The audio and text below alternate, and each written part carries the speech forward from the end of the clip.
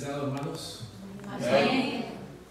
oiga, yo me he gozado este fin de semana como nunca. Amén. Amén. Estando aquí en este lugar tan extraordinario como lo es esta finca, ¿verdad? Que el Señor nos ha regalado a este ministerio. Este lugar en el cual nosotros nos gozamos 2 veces al año, ¿verdad? Esos campamentos que se hacen aquí. Pero hermanos, como le decía yo al hermano Jesús, deberíamos de activar este lugar, ¿verdad? Y hacer reuniones como estas. Amén. Muchas veces, no solamente 2 veces al año, sino todas las veces que sea necesario. Pero hermanos, ¿cuánto no nos enriquecemos nosotros cuando vinimos aquí? Especialmente aquí, rodeados de la naturaleza. Qué maravilloso, qué mejor lugar que es para alabar y glorificar el nombre del Señor. Bueno, hermanos, yo creo que el Señor en esta mañana y desde anoche, pudiéramos decir, cómo el Señor ha estado uniendo los mensajes. Qué relación tan estrecha hay con todos los mensajes. Esta mañana se hablaba en la escuela sabática, ¿verdad?, de las condiciones para que sea derramado el Espíritu Santo sobre su iglesia. ¿Sí o no? Amén. Oiga, y justamente el tema que tengo ahora tiene que ver precisamente con eso. Tiene que ver con la calidad de adoración que estamos nosotros haciendo hoy en nuestras iglesias. Y para eso he elegido, como lo dice la lectura bíblica, ¿verdad?, Apocalipsis capítulo 11, para comenzar, un versículo muy interesante. Yo creo que del libro de Apocalipsis nosotros podemos sacar miles de sermones. Hasta de un solo versículo sacamos un sermón. Pero en esta mañana vamos a limitarnos a leer Apocalipsis capítulo 11, versículo 1. Ese es nuestro mensaje en esta mañana.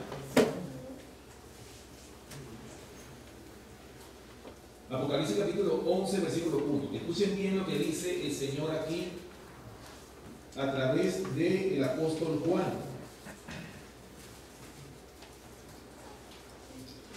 Dice la palabra de Dios lo siguiente: entonces me fue dada una caña semejante a una vara de medir, y se me dijo: levántate y mide el templo de Dios y el altar y a los que adoran en él. Amén.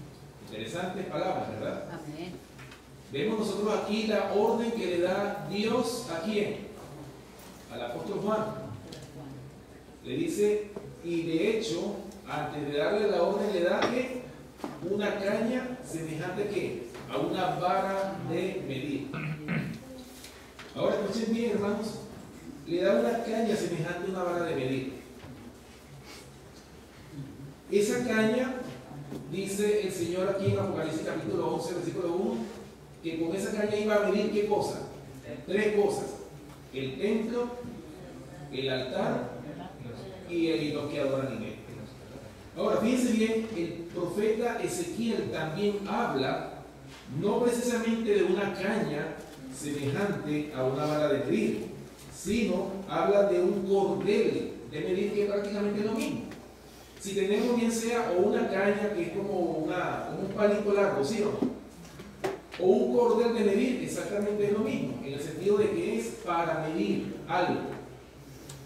Por esta razón vamos nosotros a buscar en Ezequiel, para que ustedes vean que el profeta Ezequiel también habla, en este caso, de un cordel de medir. Ezequiel capítulo 40, vamos a buscar nuestras Biblias, Ezequiel capítulo 40, y él habla de este cordel de medir también. Ezequiel capítulo 40, vamos a leer los versículos del 1 hasta el 3.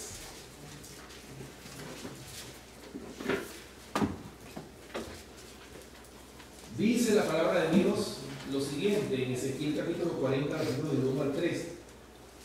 En el año 25 de nuestro cautiverio, al principio del año, a los 10 días del mes, a los 14 años después que la ciudad fue conquistada, en aquel mismo día vino sobre mí la mano de Jehová y me llevó allá. En visiones de Dios me llevó a la tierra de Israel. y me puso sobre un monte muy alto, sobre el cual había un edificio parecido a una gran ciudad hacia la parte sur. Versículo 3.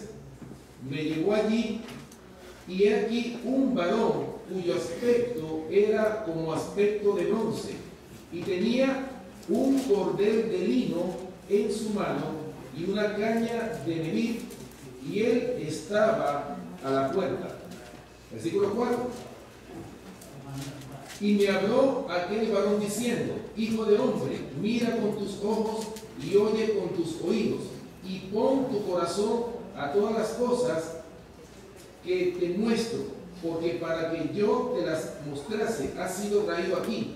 Cuenta todo lo que ves a la casa de Israel. Y he aquí un muro fuera de la casa, y la caña de medir que aquel varón tenía en la mano era de 6 codos de a codo y palmo menor, y midió el espesor del muro de una caña y la altura de otra caña. ¿Lo ven? Podemos ver claramente aquí, hermanos, que también el profeta Ezequiel está hablando de medición, en este caso de Jerusalén, y así lo confirma también en otro versículo, en el capítulo 47 de este mismo libro del profeta Ezequiel, el versículo 3. Ezequiel capítulo 47, versículo 3. Escuchen lo que dice. Y salió el varón hacia el oriente, llevando un cordel en su mano, y midió 1000 codos y me hizo pasar por las aguas hasta los tobillos. Estas fueron visiones que fueron reveladas al profeta Ezequiel. Pero fíjense, hermanos, siempre el Señor insiste en la medición. ¿Qué representa, hermanos, el acto de medir? Zacarías capítulo 2, versículos 1 y 2. El profeta Zacarías también habla del acto de medir. Zacarías capítulo 2, versículos 1 y 2.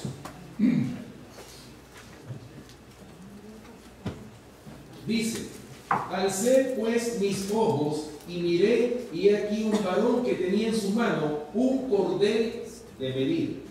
Y le dije: ¿a dónde vas? Y él me respondió: a medir a Jerusalén para ver cuánta es su anchura y cuánta su longitud. Todos estos versículos que estoy mencionando tienen que ver con el acto de medir. Otro versículo más, Segunda de Reyes, capítulo 12, versículo 13, también nos habla del acto de medir. Segunda de Reyes, capítulo 12, versículo 13. Escuchen lo que dice.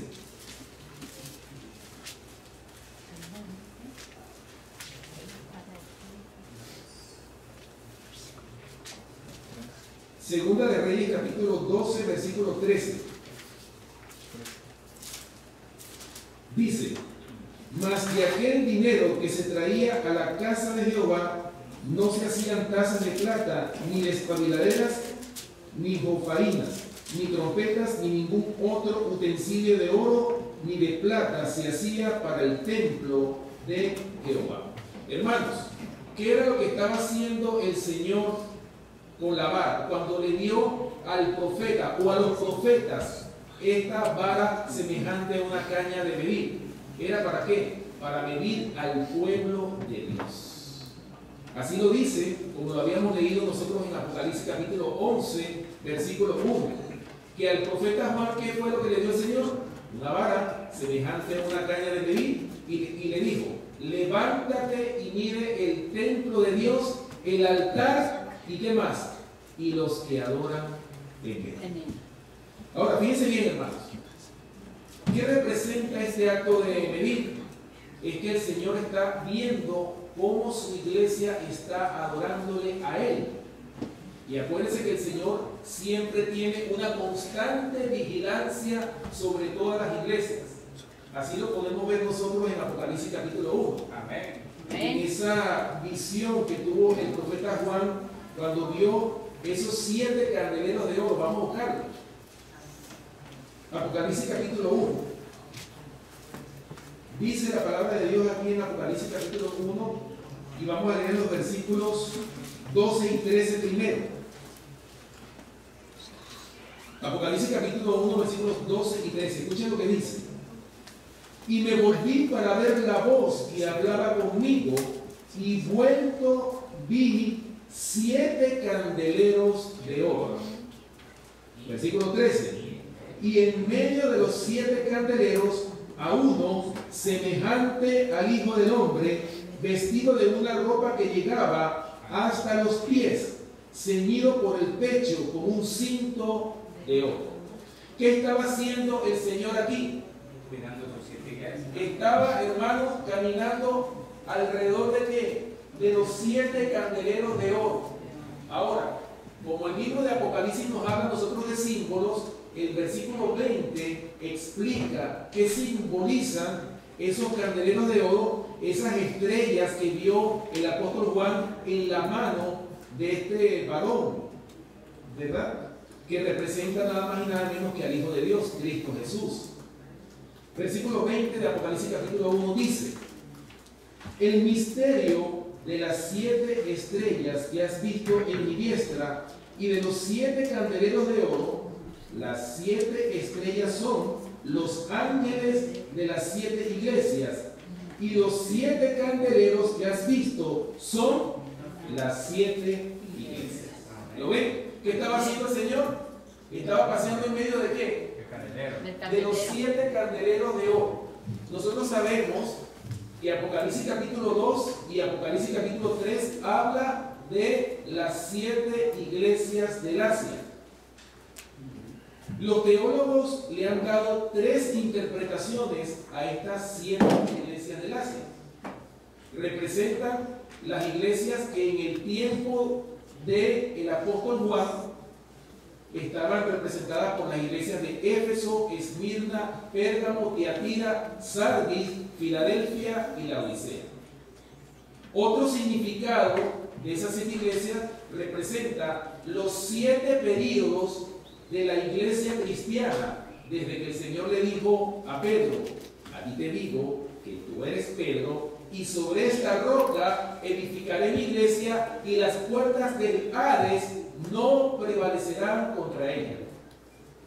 A partir de ese momento nació la iglesia cristiana. Desde Jesús, desde los apóstoles, ¿hasta cuándo? Hasta la última iglesia que somos nosotros, la iglesia de la Odisea. Y este acto del Señor estar caminando, ¿qué representa, hermanos? Que el Señor está midiendo a su iglesia en todas las épocas de la cristiandad. Desde los tiempos apostólicos hasta nuestros tiempos, el Señor no ha descansado ni ha desmayado en vigilar a su iglesia. Ahora, por eso es que el versículo dice: Dios le dice a Juan que se levante y mida 3 cosas. ¿Cuáles son las 3 cosas que tenía que medir Juan? El templo. Número 1, el templo. Número 2, el altar. Y número 3, los que adoran en él. Pero vamos a definir estos 3 elementos. El templo. Bueno, ya nosotros sabemos qué representa el templo. ¿Será que el templo es este lugar? Las paredes que vemos nosotros aquí. ¿Será que todo esto es el templo? No. ¿Qué dice Primera de Corintios? Y vamos allá. Primera de Corintios capítulo 3, versículos 16 y 17. Ahí está el concepto del templo. ¿Ok? Primera de Corintios capítulo 3, versículos 16 y 17. Aquí está el verdadero concepto del templo. Que no es un edificio como lo dice la sierva del Señor. Dice, 1 Corintios capítulo 3, versículos 16 y 17. Dice: ¿no sabéis que sois templo de Dios y que el Espíritu de Dios mora en vosotros? Si alguno destruyere el templo de Dios, Dios le destruirá a él. ¿Por qué? Porque el templo de Dios, el cual sois vosotros, santo es. Es. Ahora yo me Amén. pregunto, ¿será que nosotros, porque aquí está hablando, este versículo nos está diciendo a las claras que el templo no es un edificio, sino que representa el templo? Almas. Mi cuerpo. ¿Mi cuerpo es qué? Templo. Templo. Es templo. ¿Fue hecho para qué? Para morada del Señor. Amén. ¿Estamos entendiendo eso, hermano? ¿Se dan cuenta la importancia que tiene que nosotros cuidemos nuestro cuerpo? Hermano, nuestro cuerpo no es nuestro porque fue comprado por precio. Se derramó la sangre preciosa de Cristo. El Señor nos compró a nosotros. Amén. ¿Entendemos esas palabras? Amén. Lo que costó nuestro cuerpo. El derramar la sangre de Cristo en la cruz del Calvario, como estábamos hablando esta mañana. Hermano, esto es más serio y severo de lo que nosotros nos imaginamos. Porque, fíjense, también en 1 Corintios capítulo 6, vamos ahí, aquí mismo está, 1 Corintios capítulo 6, versículos 19 y 20, también nos confirma que nosotros somos el templo del Señor. Versículo 19. ¿O ignoráis que vuestro cuerpo es templo del Espíritu Santo, el cual está en vosotros, el cual tenéis de Dios, y que no sois vuestros? Versículo 20. Porque habéis sido comprados por precio. Glorificad pues a Dios en vuestro cuerpo y en vuestro espíritu, los cuales son de Dios. Amén. ¿De qué manera damos nosotros gloria al Señor? ¿Será que dar gloria a Dios es gloria a Dios, gloria a Dios? ¿Será que de esa manera estoy dando yo gloria a Dios? Es reflejando su carácter, como yo le doy gloria a Dios. ¿Por Amén. qué? Porque cuando yo entiendo que mi cuerpo no es mío, que yo no me pertenezco, sino que el Señor tiene que hacer su voluntad en mí, entonces ahí puedo entender que el Señor tiene control sobre su iglesia. Amén. ¿Ok? Interesante, ¿verdad? Otro versículo más que nos habla de que nuestro cuerpo es templo del Espíritu Santo. Segunda de Corintios, capítulo 6, versículos del 14 al 18. Segunda de Corintios, capítulo 6, versículos del 14 al 18. Dice, escuchen bien estas palabras del apóstol Pablo: no os unáis en yugo desigual con los incrédulos. ¿Con quiénes no nos podemos unir? No son mis palabras, hermanos, son palabras del Señor. Amén. No os unáis en yugo desigual con los incrédulos, porque ¿qué compañerismo tiene la justicia con la injusticia? ¿Y qué comunión la luz con las tinieblas? ¿Y qué concordia Cristo con Belial? ¿O qué parte el creyente con el incrédulo? ¿Y qué acuerdo hay entre el templo de Dios y los ídolos? Porque vosotros sois ¿qué? El templo del Dios viviente, como Dios dijo: habitaré y andaré entre ellos, y seré su Dios, y ellos serán mi pueblo. Amén. Amén. Versículo 17. Por lo cual, salid de en medio de ellos y apartaos, dice el Señor, y no toquéis lo inmundo, y yo os recibiré. Y seré para vosotros por padre, y vosotros me seréis hijos e hijas, dice el Señor Dios Todopoderoso. Amén. Hermanos, son palabras del Señor, no son palabras mías. ¿Qué es lo que manda el Señor? Tenemos que apartarnos de todo aquello que tenga que ver con el mundo, para que nosotros podamos ser templos del Señor, templos vivientes. Pero fíjense, hermanos, pareciera que eso fuera un sacrificio muy grande, ¿sí o no? Pero ¿qué es lo que pide el Señor? Que nosotros nos sacrifiquemos, que nos cortemos el cuello y no, ese no es el sacrificio que el Señor pide. ¿Cuál es el sacrificio que Dios quiere de nosotros? Romanos capítulo 12, versículo 1 lo dice claramente. Romanos capítulo 12, versículo 1. Ahí está el sacrificio que Dios nos pide a cada uno de nosotros.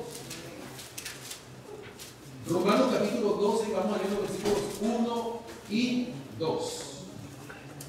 Dice: así que, hermanos, os ruego por las misericordias de Dios que presentéis vuestros cuerpos en sacrificio vivo, santo, agradable a Dios, que es vuestro culto racional. No os conforméis a este siglo, sino transformaos por medio de la renovación de vuestro entendimiento, para que comprobéis cuál sea la buena voluntad de Dios, agradable y perfecta. ¿Qué es lo que pide el Señor de nosotros? ¿Será que nos pide que nos quitemos la vida? No. El Señor no quiere mártires, ¿verdad? ¿Qué es lo que pide el Señor? Hermanos, que presentéis nuestro cuerpo en sacrificio vivo. ¿Qué significa presentar nuestro cuerpo en sacrificio vivo? Hermanos, es crucificar el yo, las pasiones inferiores, todo aquello que ofende al Señor. Es crucificarlo. Ese es el sacrificio vivo que pide el Señor, para que nosotros podamos ser templo santo del Espíritu de Dios. Amén. Ese es el sacrificio. Aquí está precisamente el concepto del templo. Y por esa razón es que el apóstol Juan recibe las instrucciones del Señor y le dice: toma esta vara de medir y vas a medir con ella ¿qué cosa? El templo. O sea, nosotros como templo, ¿estamos haciendo nosotros el sacrificio que Dios exige? Por eso, hermano, como se hablaba esta mañana en la escuela sabática, y me gustó mucho esa escuela sabática, se hablaba de que nosotros mismos tenemos que hacer un sacrificio, ver nuestros propios defectos de carácter. Por eso es que los apóstoles llegaron a la unidad del Espíritu. ¿Por qué? Porque ellos ya no estaban buscando los defectos del hermano, sino estaban buscando sus defectos de carácter. ¿Cuáles son? Para crucificarlos. Por eso fue que los apóstoles cayeron sobre la roca y ellos finalmente pudieron alcanzar esa unidad que requiere la iglesia. Esa unidad que la iglesia necesita, ¿para qué? Como dice Hechos capítulo 2. ¿Cuáles fueron las condiciones para que el Espíritu Santo fuese derramado? 2. Cuando llegó el día de Pentecostés, ¿estaban como? ¿Estaban separados? ¿Estaban peleando? No. Estaban unánimes, juntos. Ahora mismo podemos todos nosotros aquí estar juntos, pero la pregunta: ¿estamos unánimes? ¿Estamos en la misma página? ¿Creemos lo mismo? ¿Tenemos los mismos principios de doctrina? ¿La doctrina verdadera? Porque yo conozco iglesias que se llaman de la verdad presente, que todos están creyendo cosas diferentes. Y por eso es que corremos el peligro de llegar a ser una hermana de la caída de Babilonia. Si nosotros no nos despojamos de todas esas creencias locas que están invadiendo la mayoría de las iglesias, nosotros corremos ese peligro. Por esa razón, hermanos, es que el Señor está viviendo el templo. Y otra cosa más que está midiendo el Señor. Número 2, ¿cuál es? El altar. Ahora, ¿qué es el altar? El altar es el lugar de adoración. Ahora mismo, este sitio es un altar. Aquí es donde nosotros estamos. El altar. Y para ello vamos a buscar algunos versículos hablando de los patriarcas cuando ellos edificaron un altar a Jehová. ¿Verdad? Casi todos los patriarcas edificaron un altar. Moisés, Noé, Abraham, todos ellos edificaron altar a Jehová. Génesis capítulo 8, versículo 20. Génesis capítulo 8, hablando de Noé. Después que salieron del arca, después que cesó el diluvio, ¿cuál fue la instrucción que Dios le mandó a Moisés? Génesis capítulo 8, versículo 20.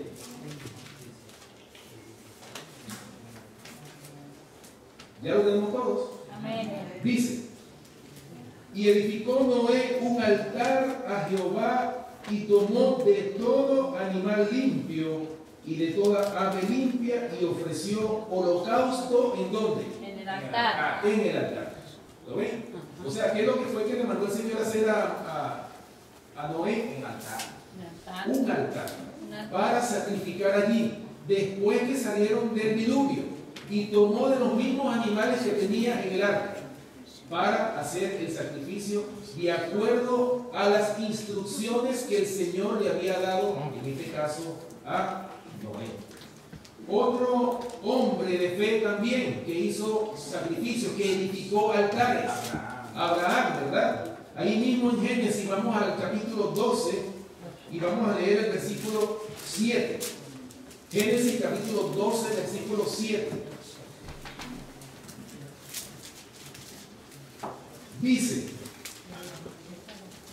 Génesis capítulo 12, versículo 7. Dice, y apareció Jehová a Abraham. Todavía no era Abraham, sino a Abraham. Y le dijo, a tu descendencia daré esta tierra. Y edificó allí un altar a Jehová, quien le había aparecido. ¿Lo ven? Amén. O sea, hermanos, ¿de qué manera nosotros hoy podemos edificar el altar? Porque no es edificarlo físicamente en lugar de sacrificio como lo hacían estos hombres, porque esa era la ley que imperaba. Recuerden que la ley de los sacrificios y las ofrendas era la ley que estaba vigente en los tiempos de los patriarcas hasta la muerte de nuestro Señor Jesucristo en la cruz del Calvario, que fue cuando esa parte de la ley fue clavada en la cruz del Calvario. Nosotros, a donde quiera que vayamos, es nuestro deber, hermanos, de edificar un altar. ¿Sabe de qué manera? Cuando nosotros vamos a visitar a un hermano, por ejemplo, no es solamente, si tenemos la costumbre de levantarnos todos los días de la mañana a hacer nuestro culto personal, no quiere decir con esto que porque yo visité a un hermano, me quedé dormido, no, y ya, no. ¿Qué pide el Señor? Que continuemos edificando altar donde quiera que vayamos. En casa de cualquier hermano donde vayamos, o de nuestros familiares inconversos también, para que ellos puedan conocer a ese Dios creador de los cielos y de la tierra. Amén. Por eso es que hay un versículo que dice, al Dios no conocido, ¿sí o no? Y ellos también necesitan conocer a ese Dios creador de los cielos y de la tierra. Otro versículo más que habla también de los patriarcas que edificaron un altar a Jehová. Génesis, ahí mismo en Génesis capítulo 35. En esta ocasión, Jacob, ¿verdad?, edifica un altar. Génesis capítulo 35, versículo 1. Génesis capítulo 35, versículo 1. Escuchen lo que dice.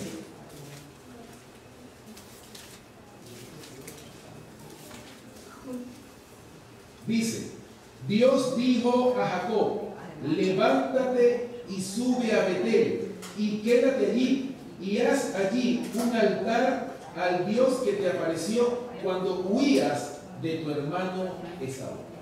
¿Lo ven? Hermanos, diferentes patriarcas. Vemos nosotros que las órdenes de Dios fueron las mismas. ¿Para quiénes? Para todos los patriarcas. Y todos ellos edificaron altar a Jehová para adorar a Jehová. Amén. Amén. Otro patriarca más que conocemos y hemos mencionado nosotros mucho, ¿verdad? El rey David, ¿sí o no? David también edificó altar a Jehová. Segunda de Samuel, capítulo 24. Segunda de Samuel, capítulo 24, y vamos a leer los versículos del 16 al 25. Segunda de Samuel, capítulo 24.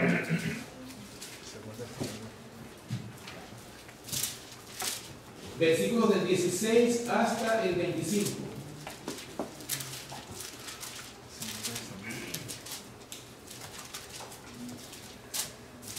Y esto fue cuando David, hermanos, el pecado que había cometido David, cuando censó al pueblo de Israel.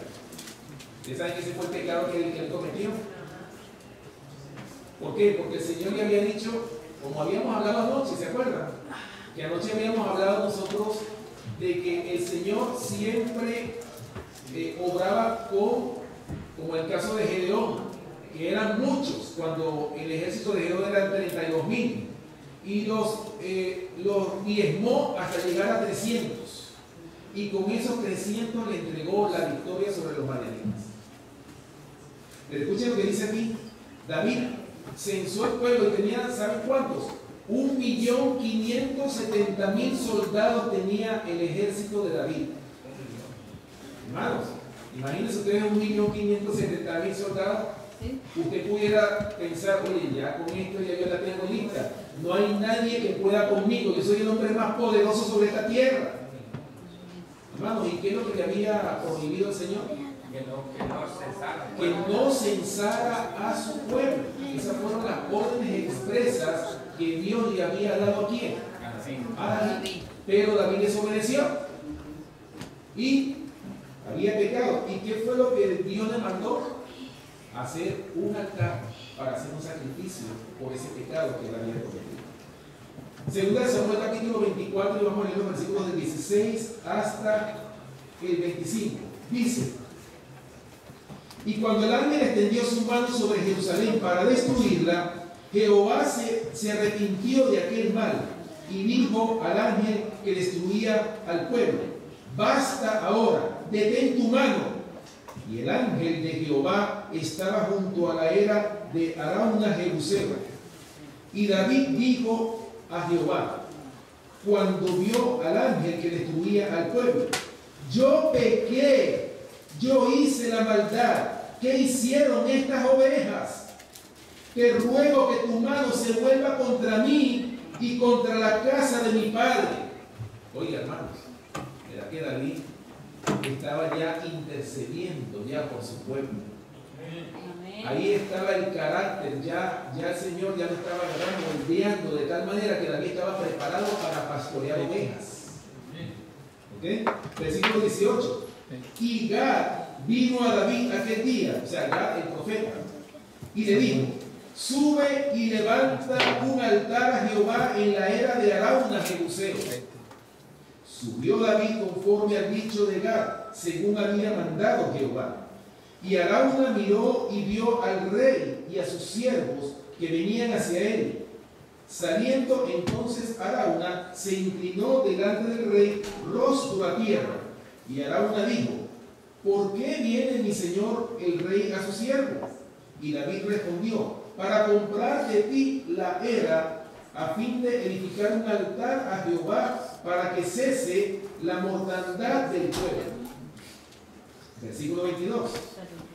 Y Arauna dijo a David: tome y ofrezca a mi señor el rey lo que bien le pareciere. He aquí bueyes para el holocausto, y los trillos y los yugos de los bueyes para la leña.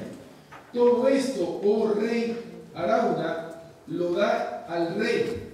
Luego dijo Arauna al rey: Jehová tu Dios te sea propicio.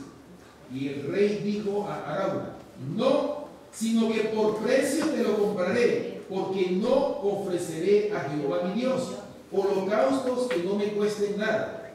Entonces David compró la era y los bueyes por 50 ciclos de plata. Versículo 25. Y edificó allí David un altar a Jehová y sacrificó holocaustos y ofrendas de paz, y Jehová oyó las súplicas de la tierra y cesó la plaga en Israel. ¿Lo ven, hermanos? David ofreció sacrificio. ¿Y qué es lo que hizo Arauna Jebuseo? No, yo esto te lo regalo, rey. Yo, para que hagas el sacrificio gratuito. ¿Y qué le dijo David? No, señor. Yo he pecado contra Jehová y yo tengo que pagar ese pecado que yo cometí. Yo tengo que comprar la era para hacer o edificar el altar, y hasta los bueyes y todo te lo voy a comprar, porque no voy a hacer nada que no me cueste. Yo tengo que pagar por ese pecado que yo cometí. Oye, hermanos, qué carácter tenía el rey David. Esos pecados que él cometió, cuánto arrepentimiento sincero no experimentó el rey David. Por eso es que, como lo leíamos esta mañana, ¿verdad? En el Salmo 51, Crea en mí, oh Dios, un corazón limpio y recto. Eso era lo que David deseaba, hermanos. Y cuando David pecaba, se arrepentía de todo su corazón. Y esa es la experiencia que nosotros tenemos que tener. Un verdadero arrepentimiento. Porque si yo entonces le pido perdón al hermano, si lo ofendí, pero después vuelvo otra vez y peco, ¿qué pasa? ¿Será que la simiente de Dios está en nosotros? Ahora que hablo de ese versículo, vamos a leerlo. Primera de Juan 3:9. Vamos a buscar un versículo interesantísimo, hermanos. Para que ustedes vean, hermanos, de qué forma podemos nosotros dejar de pecar. Primera de Juan capítulo 3, versículo 9.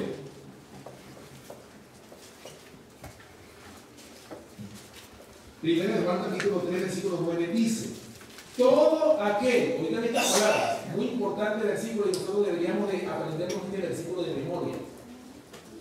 Todo aquel que es nacido de Dios no practica el pecado.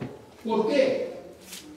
Porque la simiente de Dios permanece en él y no puede pecar porque es nacido de Dios. ¿Se dan cuenta la única forma de poder dejar de pecar, hermanos? Nacer de nuevo.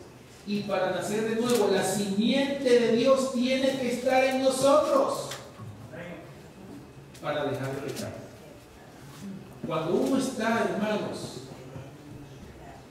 en armonía, cuando uno está conectado con el Señor, antes de que venga la tentación, ya nosotros estamos diciendo: no, ¿cómo he de pecar yo contra Jehová? Así como dijo José. ¿Cómo he yo de hacer este grande mal y pecar contra Jehová? O sea, lo vamos a pensar antes de proceder, antes de caer en la tentación. ¿Sabían ustedes que antes de caer en la tentación tenemos la oportunidad de recapacitar para no caer en tentación? Tenemos esa oportunidad. Pero nosotros somos los que elegimos el pecado. Y por esa razón, hermanos, nosotros, en este día de sábado, el Señor nos está llamando para que dejemos de hacer lo malo y hacer lo recto ante los ojos de Jehová. ¿Okay? Entonces, estamos claros lo que significa el altar, ¿verdad?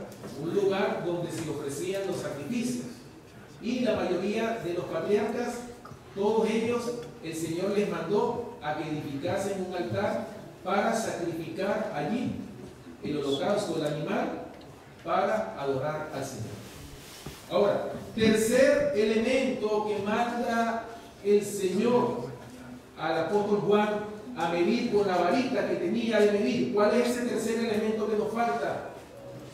Los que adoran en Él, o sea, en el altar, los que adoran en Él. Interesante, ¿verdad? Hablando de la adoración, ¿qué dice el segundo mandamiento de la ley de Dios, del decálogo? Éxodo capítulo 20, vamos a buscar en nuestras Biblias, Éxodo capítulo 20, y vamos a leer los versículos del 4 hasta el 6. Éxodo capítulo 20, versículos del 4 hasta el 6. Hablando de la adoración. Dice, Éxodo capítulo 20, versículos del 4 al 6. Dice: no te harás ¿qué? Imagen, ni ninguna semejanza de lo que esté arriba en el cielo, ni abajo en la tierra, ni en las aguas debajo de la tierra. No te inclinarás a ellas, ni las honrarás, porque yo soy Jehová tu Dios, fuerte, celoso, que visito la maldad de los padres sobre los hijos hasta la tercera y cuarta generación de los que me aborrecen. Versículo 6. Y hago misericordia a millares, a los que me aman y guardan mis mandamientos. Amén. ¿Hacia quiénes es la misericordia de Dios? Hacia aquellos a los que aman, a los que le aman y qué más, y guardan sus mandamientos. Por eso es que el sabio Salomón escribió en Eclesiastés capítulo 12, versículo 13: el fin de todo discurso, el fin de todo sermón predicado en la iglesia, ¿cuál es? Es este: teme a Dios y guarda sus mandamientos. ¿Por qué? Porque eso es el todo del hombre. Eso es el todo del hombre. Así de sencillo es. Temer a Dios y guardar sus mandamientos. Eso es el todo del hombre. El fin de todo Dios. ¿Estamos de acuerdo? Amén. Ahora, hablando de los que adoran en Él, vamos a ver cómo era la calidad de adoración. Hablando de la calidad de adoración. ¿Cómo era la calidad de adoración del pueblo de Israel en los tiempos de los jueces? Vamos a ver cómo ellos adoraron a Dios en diferentes épocas de acuerdo a la historia bíblica.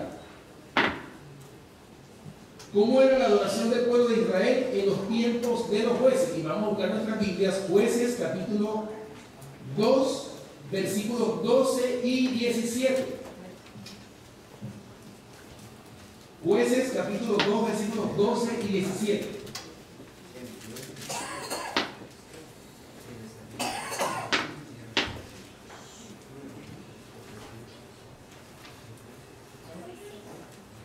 ¿Ya lo tenemos? Amén. Jueces capítulo 2, versículos 12 y 17. Dice: dejaron a Jehová, el Dios de sus padres, que los había sacado de la tierra de Egipto, y se fueron tras otros dioses, los dioses de los pueblos que estaban en sus alrededores, a los cuales adoraron y provocaron a ira a Jehová. ¿Qué estaba haciendo el pueblo de Israel en los tiempos de los jueces? Adorando otros ídolos. Estaban adorando a otros dioses. ¿Y qué dice el primer mandamiento de la ley de Dios? No tendrás dioses ajenos delante de mí. Lo dice claramente el Señor. Por eso es que estaban en pecado abierto estaba el pueblo de Israel. Dice el versículo 17: pero tampoco oyeron a sus jueces, sino que fueron tras dioses ajenos, a los cuales adoraron. Se apartaron pronto del camino en que anduvieron sus padres, obedeciendo a los mandamientos de Jehová. Ellos no hicieron así. ¿Lo ven? Ahora, hermanos, yo les voy a leer aquí lo que tiene la Biblia de estudio, para que ustedes vean, hermanos, cómo era la adoración en los tiempos de Elí y sus hijos. Ustedes saben quién era Elí, ¿verdad? Elí era un sacerdote. ¿Y los hijos de Elí quiénes eran? También eran sacerdotes. ¿Y qué pasó en los tiempos de Elí? Ese padre, ¿verdad? Como dicen en Venezuela, alcahueteó las malas prácticas de sus hijos. No los reprendió por lo malo que ellos estaban haciendo. Vamos a leerlo, vamos a buscarlo. Primera de Samuel, capítulo 2, versículo 17. Primera de Samuel, capítulo 2, versículo 17.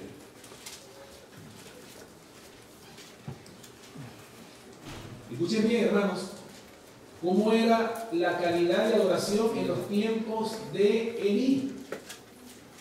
Primera de Samuel, capítulo 2, versículo 17. Dice: era pues como muy grande delante de Jehová el pecado de quienes, de los jóvenes, porque los hombres menospreciaban las ofrendas de Jehová. ¿Lo ven, hermanos? ¿Cómo era el pecado? Muy grande era el pecado. ¿De quiénes? De los hijos de Elí. Ahora, escuchen bien lo que dice la Biblia de estudio en relación a este versículo, lo que tiene la Biblia de estudio aquí mismo en Primera de Samuel. Hay un comentario aquí que se titula comentando Primera Samuel capítulo 2 versículo 17, lo que tiene la Biblia de estudio.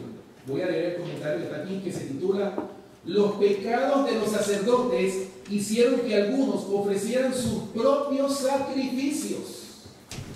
Imagínense ustedes cómo era la corrupción en los tiempos de Elí. Dice aquí: cuando los israelitas fueron testigos de la corrupta conducta de los sacerdotes, pensaron que era más seguro que sus familias no acudieran al lugar designado para el culto. ¿Qué era más seguro?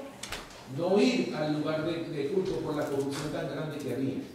Sigue diciendo, muchos salieron de Silo con su paz perturbada y su indignación despertada, hasta que al fin resolvieron ofrecer ellos mismos sus sacrificios, llegando a la conclusión de que esto sería tan plenamente aceptable a Dios como sancionar de alguna manera las abominaciones practicadas en el santuario.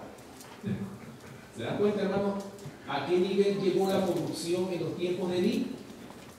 Era tan grande, hermano, que el mismo pueblo prefirió, hermanos, no ir al lugar de culto. Y prefirieron ellos, hermanos, hacer el culto en la casa, porque en la iglesia había demasiada corrupción. Tremenda cita, ¿sí o no? Para que ustedes vean cómo era la calidad de adoración en los tiempos de Elí y sus hijos. Ven, hermanos, el resultado que trae el no sancionar las malas conductas de nuestros hijos.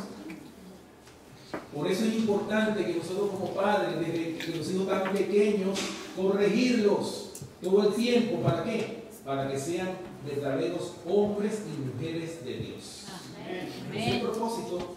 Por eso es que el Señor nos da a nosotros, ¿qué cosa? La vara de la corrección. Y así mismo el Señor es con nosotros. Como es un Padre que nos ama, al que ama, castiga.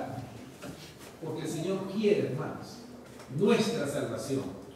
Por eso es que el Señor se ha demorado tanto en venir, porque Él quiere que todos procedan al arrepentimiento. Amén. Pero tristemente eso no va a ser así. El Señor sabe que tristemente es un remanente, es un pequeño grupito nada más el que se va a salvar. Pero ahora, nosotros como iglesia tenemos que luchar para ocupar esos puestos limitados que tiene el remanente escogido por gracia. A nosotros nos toca pelear esa buena batalla de la fe, como dice el apóstol Pablo. Peleo no como quien golpea el aire, sino que golpeo mi cuerpo, no siendo yo heraldo para otros, me vaya yo a perder. O sea, el apóstol Pablo corría el peligro de perderse, a pesar de que había sido un hombre de Dios. Él corría ese peligro, así como nosotros todos corremos el peligro de perdernos.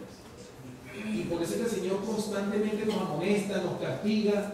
Por eso le dice, bienaventurado el hombre a quien Dios castiga.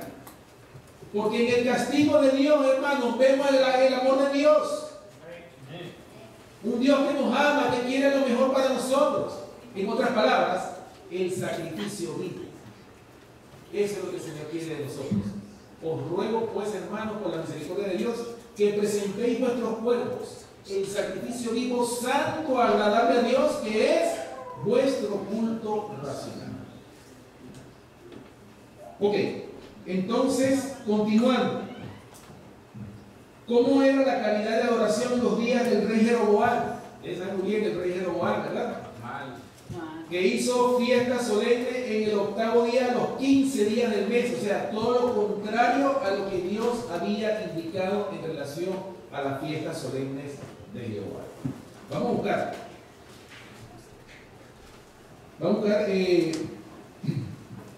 Primera de Reyes, capítulo 12. Primera de Reyes, capítulo 12, y vamos a leer los versículos 25 al 33. Primera de Reyes, capítulo 12, versículos del 25 hasta el 33. Para que veamos el pecado de Jeroboam, un rey, hermanos, que hizo lo malo ante los ojos de Jehová.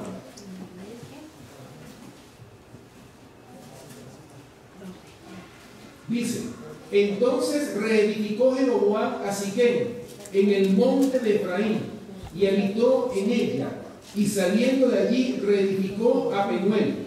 Y dijo Jeroboam en su corazón, ahora se volverá el reino a la casa de David. Si este pueblo subiera a ofrecer sacrificios en la casa de Jehová en Jerusalén, porque el corazón de este pueblo se volverá a su señor Roboam, rey de Judá, y me matarán a mí, y se volverán a Roboam, rey de Judá.